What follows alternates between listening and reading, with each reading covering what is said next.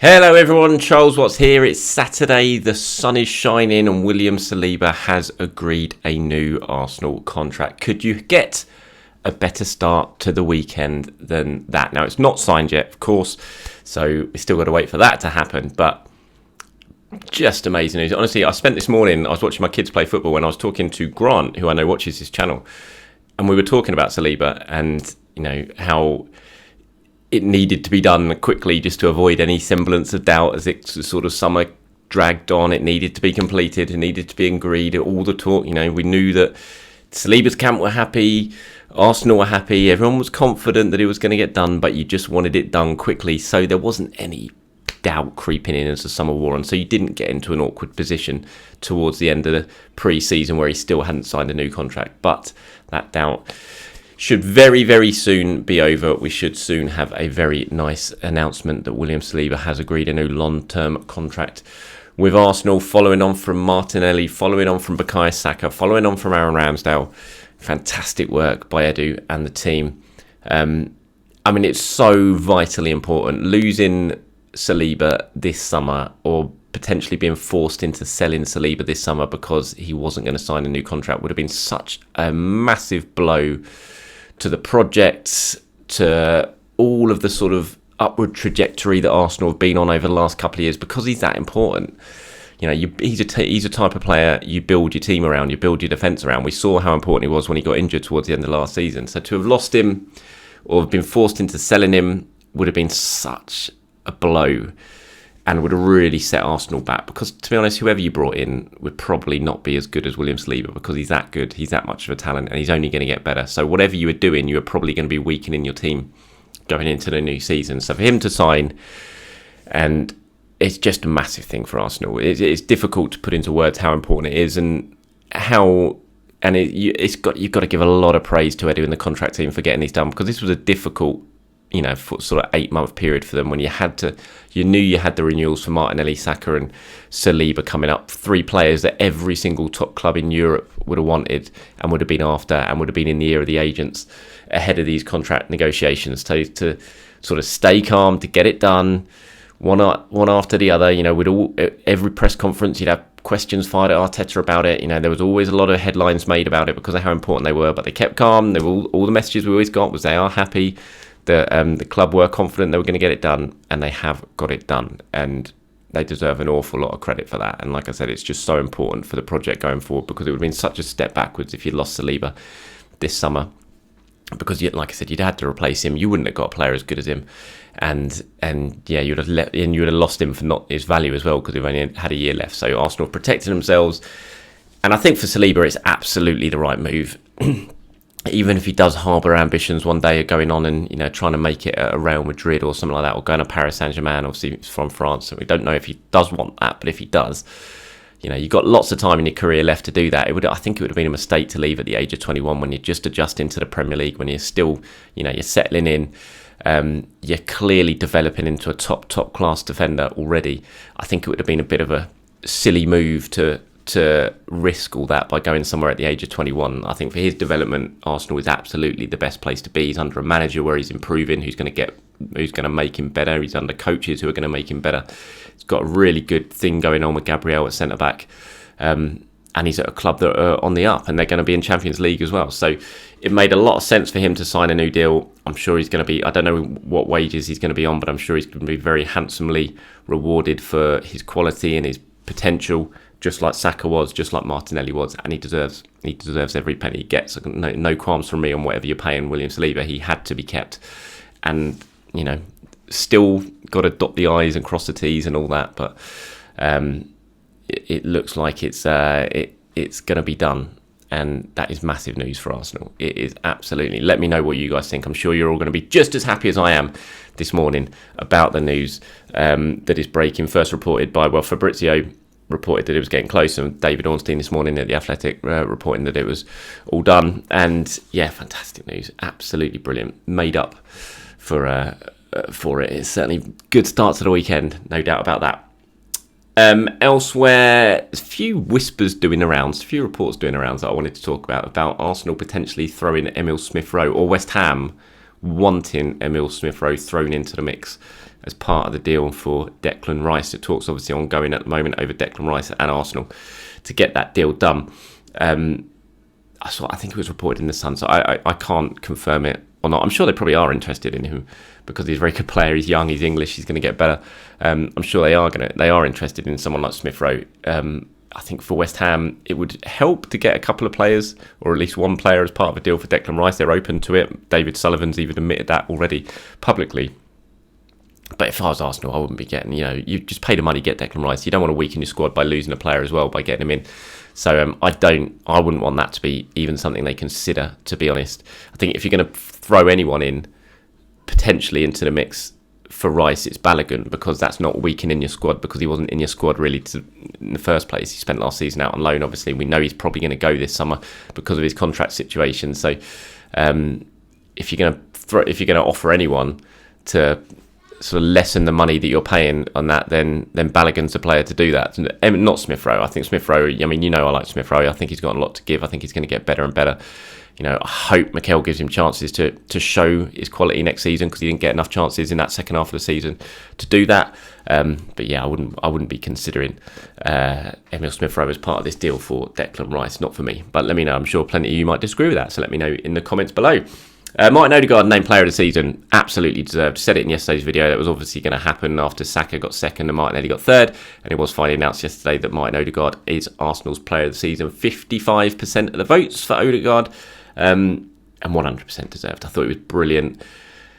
The goals, the assists, the leading from the front, the pressing. I think he's answered any doubts that people had over Martin Odegaard. He's answered them and more with his performances this season. The key thing for Odegaard is, how do you improve on that? What do you do to improve on that on last season? How can you score more than 15 goals next season? I mean, that is a massive target to try and hit for a player who plays in a position that he does. Can you maybe get a few more assists? Can you be more of an influence on the game for 90 minutes? Maybe that's an area he can look to improve next season, but on the whole, it's going to be very, very difficult. But that's what you want. If you're going to go up in level, you want to improve players season by season, and that's what Mikel will be trying to do, and the coaching staff will be trying to do, and that's what you want to get more out of Odegaard, get more out of Saka, get more out of Martinelli, get more out of Jesus. And if you do that, that's going to help Arsenal get to another level. It's not just about bringing new players in, as Mikel was speaking about towards the end of last season, actually. It's not just about bringing players in to improve the squad, it's about improving the players that you've already got. And that counts for players who maybe didn't impress too much last season, like Smith Rowe, like Fabio Vieira, someone like that. But it's also about improving the players who did play a starring role next season, taking them onto an even higher level than they played last season. If they can do that, then Arsenal are going to be in a really strong position, and Odegaard's one of them. But yeah, 100%. I'm sure you saw the message that he posted yesterday that Arsenal retweeted, who posted on his social medias thanking the fans for their support this season and the support that they've shown him this season as well. I thought it was a nice little classy touch from a captain I think we can all be proud of to have as captain of Arsenal Football Club. Very much looking forward to seeing what he can do next season. Okay, let's take some of your questions that you were sending in reply to yesterday's video. We'll go through a few of these. We'll start with Gary Carter, who says, thoughts on Zaha coming? I'd take him as backup. I like Wilfried Zaha. I think he's a very good player. My only issue is, if you're taking him on as backup, you've seen the wages that Palace are offering him. You've seen the wages that he's being offered in Saudi Arabia. That if you're going to get Wilfried Zaha on a free transfer this summer, you are going to have to spend an awful lot of money on wages, commit to an awful lot of money on wages, because you're not spending a transfer fee. This is his last big contract. He wants a lot, clearly. He's not. Palace have been offering 200 grand a week. He's not taking that. He's been offered huge money in Saudi Arabia. He hasn't taken that yet. And so I'm not sure you really want your backup on that sort of money. Arsenal are going to they've done a lot of hard work on their wage bill, getting it into a good state, because it was in a mess. It's in a good state now, and that's allowed them to spend the money they're able to spend to keep the likes of Saliba, Saka and Martinelli. To throw in an aging player, bring an aging player in, give him huge amounts of money when he's not going to be a regular in the starting 11, I don't know. I'm not sure. I like him. I think he's a good player. I think he's better on the left as well, which is an issue, because I think Arsenal need to improve someone on the right-hand side of the attack rather on the left. I think they're well stocked with Martinelli and Trossard and Nelson as well, when his new contract gets announced. So yeah, not for me. I'd avoid Zaha this summer. Bomba says, do you think Arsenal will sign another 10 since Smith Rowe seemed to have fallen behind the pecking order? If so, which player do you think will be best suited to challenge Odegaard for the number 10 role? I don't think so. No, I can't imagine this summer Arsenal are going to sign a number 10. I think they've got plenty. They've got Odegaard. They've got Smith Rowe, like you said. They've got Fabio Vieira as well, who I know didn't have the best of seasons, but Mikel Edu will be very, very keen on him stepping up next season and showing what he can do. I think the priorities are going to be in other positions. They've almost got 2 number 10s the way Arsenal play in that 4-3-3. You've got Odegaard as the right-sided 8/10, and then you had obviously Xhaka last season, perhaps playing a little bit deeper than Odegaard, but still getting into the attacking areas. I think that will be where Declan Rice plays, if Arsenal sign Declan Rice, of course. And then they're going to be looking at other areas. So I can't imagine we're going to see a number 10 come in this summer. It's just not high up on the list of priorities. Andres now says, what's going to happen with Sambi, the forgotten man, Albert Sambi Lokonga? Of course, Arsenal spent 18 million to bring him in a couple of years ago from Anderlecht. Safe to say it hasn't really worked. Tidy player, but has just never really seized his opportunity. And he's had a lot of opportunities. And, we've had Sambi at the club for 2 years now, and I still don't really know what he is. And that's a worrying sign. I don't know what sort of player he is, where his best position is. I've never seen him play with much personality on the pitch. He doesn't boss things. You don't know if he's a defensive midfielder. You don't know if he's an attacking midfielder. And that's a little bit of a worry because he has had plenty of opportunities. Didn't really do anything at Crystal Palace, but he was unlucky because he went there to play under Patrick Vieira. Vieira got sacked almost straight away. New manager came in who obviously had different ideas, and it didn't work out for Sambi there, but I don't think that was really his fault. I think circumstance was more of an issue than actual him playing style there. So I think what's going to happen with him, I think he's going to go. I think ideally Arsenal would sell him this summer, get him off the books permanently. I'm not sure they'll be able to do that. I think he might go out on loan again. Potentially there's talk of Burnley. That makes sense. Kompany was his manager at Anderlecht, really likes him. They're in the Premier League. It would be a good deal for Arsenal to do if you could potentially maybe send him on loan there with an obligation to buy at the end of the season. He can get a full season in the Premier League playing under a manager he likes, who knows how to get, who has more of an idea of what his best position is.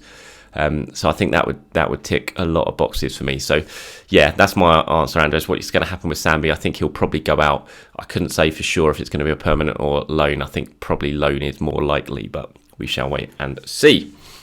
And then finally from Peter, this is quite an important question actually. It says, it's a couple of channel questions.